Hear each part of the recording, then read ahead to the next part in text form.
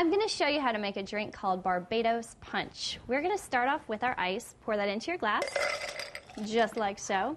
And then we're going to add in 2 ounces of spiced rum. All right, that's 1 and 2. Then we're going to add in just a splash of triple sec.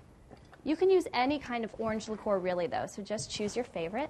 We're then going to put in just a couple of good squeezes of lime juice, and I recommend if you're having a cocktail party, invest in one of these, or you will be squeezing limes all night instead of hanging out with your friends. All right, last but not least, we're going to fill this with pineapple juice, almost to the top, and then shake it up.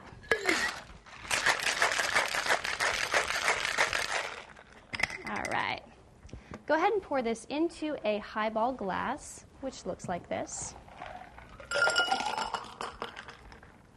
Go ahead and add in your stirry straw. And if you are so inclined, you may garnish this with a maraschino cherry. And there you have it, a Barbados Punch. Cheers.